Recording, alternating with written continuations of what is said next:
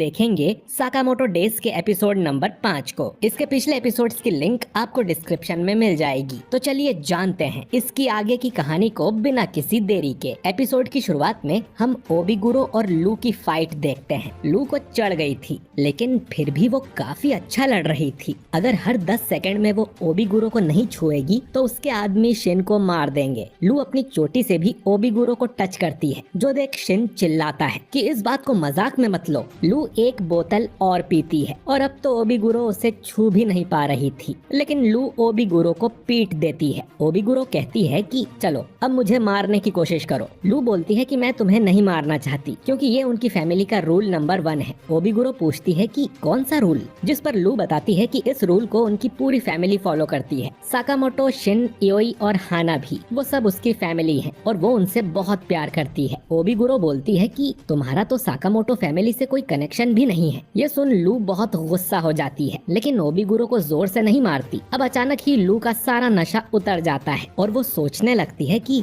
वो कहाँ पर है और क्या कर रही है। ओबिगुरो समझ गई थी कि लू अब तक मजाक में लड़ रही थी और काफी स्ट्रॉन्ग है, जिससे वो लू की तारीफ करने लगती है, क्योंकि उसे स्ट्रॉन्ग लोग बहुत पसंद हैं। शिन अब पूछता है कि इसका मतलब मैं बच गया। दूसरी तरफ साकामोटो कहता है कि अब वो लड़ने के लिए पूरी तरह से तैयार है। बॉइल्ड बोलता है कि तुम्हें क्या लगा, अचानक ऐसे वजन घटा के आ जाओगे तो मुझे हरा दोगे, और तुम्हें जो करना है जल्दी करो, तुम्हारी फैमिली खतरे में है। साकामोटो बोलता है कि उसे अपनी फैमिली की चिंता नहीं है, क्योंकि उसमें कुछ ऐसे लोग हैं जिन पर साकामोटो को पूरा भरोसा है। इसके बाद साकामोटो बॉइल्ड को इतना जल्दी पंच करने आता है कि बॉइल्ड को पता भी नहीं चलता और मुक्का मार के वो उसे बिल्डिंग से बाहर ले जाता है। साकामोटो अब बहुत तेज हो गया था और वो बुरी तरह से बॉइल्ड की धुलाई कर देता है। बॉइल्ड अपने रॉकेट पंच से उसे मारने की कोशिश करता है, लेकिन साकामोटो के मुक्के से उसका रॉकेट ही टूट जाता है। साकामोटो के हाथों पिटते हुए बॉइल्ड सोचता है कि यही साकामोटो है, सबसे महान हिटमैन।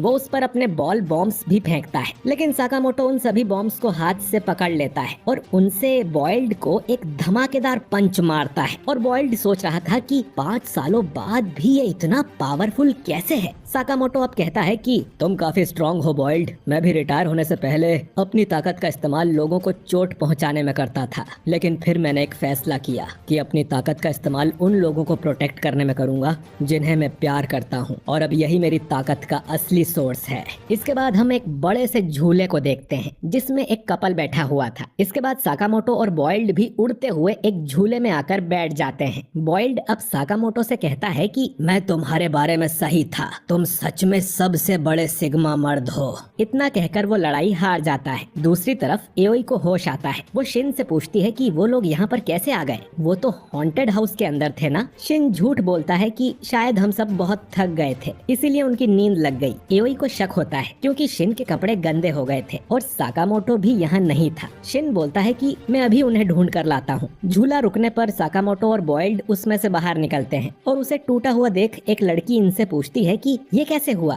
बॉइल्ड उससे कहता है कि कभी किसी सिग्मा मर्द से नहीं पूछना चाहिए कि उसे चोट कैसे लगी। लड़की बोलती है कि उसे तो बस ये जानना है कि ये नुकसान हुआ है, उसका पैसा कौन देगा। इसके बाद बॉइल्ड साकामोटो की तारीफ करता है और कहता है कि अब वो उसके पीछे नहीं आएगा। साकामोटो एक दुकान पे 5 बंस खरीद कर खाने लगता है। अब बॉइल्ड भी खाने के लिए एक मांगता है, जिस पर साकामोटो उसे अपना बन दे देता है, क्योंकि बाकी उसकी फैमिली के लिए थे। तभी शिन यहाँ आ जाता है और ये देख हैरान हो जाता है कि साकामोटो इतना पतला कैसे हो गया। साकामोटो कहता है कि आज कुछ ज्यादा ही भाग दौड़ हो गई, इसीलिए मेरा वजन कम हो गया। बॉइल्ड पूछता है कि अब तुम क्या करोगे, तुम्हारे सर पे इनाम जो लगा है, डोंडेनकाई उसे मारने और भी आदमी भेजेगा। लेकिन तभी साकामोटो को एओई दिखती है, जिसने इनाम वाली सारी बात सुन ली थी। वो तीनों को फूड कोर्ट में बैठाकर उनसे सारी बात पूछती है। वहीं लू और ओबिगुरो हाना के साथ बुढ़ी के बाल खाने जाती हैं। साकामोटो अब एओई को सच बता देता है कि उसके सिर पे इनाम लगा हुआ है और आज ही कई सारे हिटमैन उसे मारने की कोशिश कर चुके हैं। ये सुन एओई गुस्सा हो जाती है, क्योंकि साकामोटो ने इतनी बड़ी बात उससे छुपाई। साकामोटो अब डर के छुप जाता है, तो बॉइल्ड उसकी जगह पर बोलता है कि साकामोटो बस चाहता था कि तुम लोग आज का दिन अच्छे से एंजॉय करो बिना किसी चिंता के। एओई अब बॉइल्ड को धमकी देती है कि वो साकामोटो को मारने की कोशिश ना करे, जिस पर बॉइल्ड तुरंत ही मान जाता है। एओई अब साकामोटो को उनका फैमिली रूल नंबर 6 याद दिलाती है कि वो एक दूसरे से कोई झूठ नहीं बोलेंगे और कोई बात नहीं छुपाएंगे। तो जल्दी जाकर इस इनाम वाली प्रॉब्लम का सफाया करो, जिसके लिए साकामोटो मान जाता है। इसके बाद पार्क में परेड होने लगती है, जिसे ये सब देखने जाते हैं। शिन साकामोटो से पूछता है कि वो लोग अब क्या करेंगे। साकामोटो कहता है कि जिसने भी उसके सिर पे इनाम लगाया है, इन्हें उसे ढूंढना होगा। बॉइल्ड कहता है कि ये बात डोंडेनकाई के बॉस को पता हो सकती है, लेकिन उन्हें नहीं पता कि उनका बॉस कहाँ पर है और न ही इस काम में वो साकामोटो की कोई मदद करेंगे। इसके बाद दोनों इन्हें गुड बाय कर यहाँ से चले जाते हैं। अब अगले दिन साकामोटो, लू और शिन एक वीडियो रेंटल स्टोर में जाते हैं। हम देखते हैं कि साकामोटो कल से इतना ज्यादा खा रहा था कि उसने एक ही दिन में अपना वजन वापस बढ़ा लिया था। वीडियो स्टोर में ये लोग डोंडेनकाई नाम की एक सीडी ढूंढते हैं। साकामोटो बताता है कि ये जगह एक इंफॉर्मेशन बैंक है, इन्हें जो भी इंफॉर्मेशन चाहिए उसकी मूवी यहाँ पर मिल जाएगी। ये लोग डोंडेनकाई की मूवी लेकर एक कमरे में जाते हैं। मूवी में इन्हें पता चलता है कि डोंडेनकाई एक हिटमैन एजेंसी है, जिसमें 50 से भी ज्यादा हिटमैन्स हैं। इन्होंने कौन सी बिल्डिंग को अपना अड्डा बनाया था, ये भी इन्हें पता चलता है और ये सारी बातें शिन अपनी डायरी में लिख रहा था। वहीं साकामोटो तो मूवी के दौरान ही सो गया था। ये फिल्म देखने के लिए इन्हें लाखों रुपए की पेमेंट करनी पड़ती है। साकामोटो कहता है कि अपने हिटमैन वाले दिनों में उसने कुछ पैसे जमा किए थे। इसके बाद स्टोर ओनर साकामोटो से कहता है कि उसे थोड़ा बच के रहना चाहिए, उसका सामना अपने कुछ पुराने साथियों से हो सकता है। साकामोटो पूछता है कि वो किस बारे में बात कर रहा है, जिस पे स्टोर ओनर कहता है कि उसकी मूवी अभी तक नहीं आई है और इससे ज्यादा वो कुछ नहीं बता सकता। इसके बाद एक बिल्डिंग के अंदर हम ऑर्डर ग्रुप को देखते हैं, जो कि खाना खा रहे थे, जिसमें हियो नागुमो से पूछता है कि क्या ये सच है कि तुम साकामोटो से मिलने गए थे। नागुमो बोलता है कि साकामोटो का तो मैंने नाम भी नहीं सुना, पता नहीं वो कहाँ होगा। जो सुन हियो गुस्सा हो जाता है। शिशिबा उसे शांत रहने को कहता है, क्योंकि जल्द ही उनका मास्टर यहाँ आने वाला है। हियो अब चाकू निकालते हुए कहता है कि मुझे इस नागुमो पर बिल्कुल भरोसा नहीं है। नागुमो उसका चाकू अपने कांटे से रोक लेता है कि मेन डिश को आने दो, फिर चाकू निकालना।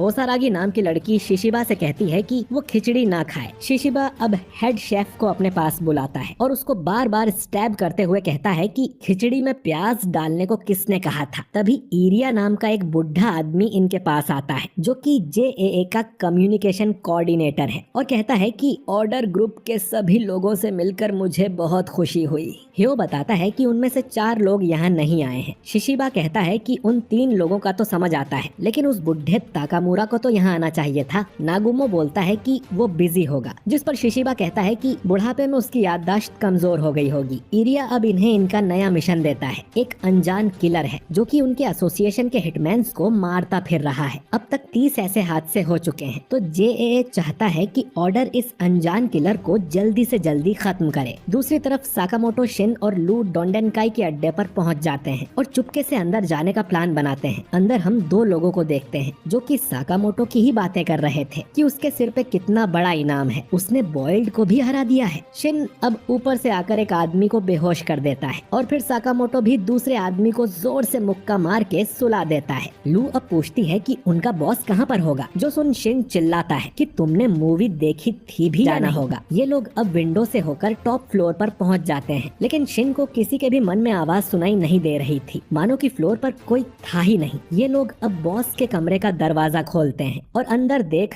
हैरान हो जाते हैं। अंदर ढेर सारी डेड बॉडीज पड़ी हुई थी और उनके बीच नागुमो बैठा हुआ था। नागुमो बोलता है कि उसने डोंडेनकाई के सभी हिटमैन और उनके बॉस को भी मार दिया है और अब साकामोटो की बारी है। इतना कहकर नागुमो बहुत तेजी से शिन के पीछे आता है और उसकी गर्दन में अपना चाकू घुसा देता है, लेकिन असल में शिन को कुछ नहीं हुआ था और नागुमो के हाथ में नकली चाकू था और उसने फिर से इन दोनों को बुद्धू बना दिया, जिस पर ये उसकी पिटाई करने लगते हैं। नागुमो कहता है कि उसे भी डोंडेनकाई से कुछ काम था, लेकिन वो जब यहाँ आया तो किसी ने पहले ही सबको मार दिया था। वो बताता है कि कोई अनजान किलर है जो कि हिटमैन्स को मारता फिर रहा है। पिछले मंथ ही करीब 1000 हिटमैन मारे जा चुके हैं और ये कातिल हमेशा एक्स मार्क छोड़कर जाता है, इसीलिए ये लोग उसे एक्स या स्लर कह के बुलाते हैं। साकामोटो समझ जाता है कि ऑर्डर ग्रुप भी इसमें इन्वॉल्व है। लू पूछती है कि आखिर ये ऑर्डर क्या है। नागुमो बताता है कि वो एक स्पेशल ग्रुप है जिसमें एसोसिएशन के सबसे बेस्ट हिटमैन होते हैं और उनका काम है जेएए के अंदर कानून बनाए रखना और कोई हिटमैन ज्यादा होशियारी दिखाए तो उसे मार देना। और साकामोटो भी ऑर्डर का मेंबर रह चुका है। नागुमो साकामोटो से भी कहता है कि इस अनजान किलर से बच के के रहे, क्योंकि ये किलिंग तभी शुरू हुई थी जब साकामोटो के सिर पे इनाम लगा था, तो इन दोनों में कुछ कनेक्शन हो सकता है। इसके बाद हम एक अनजान आदमी को देखते हैं जो कि दीवार पे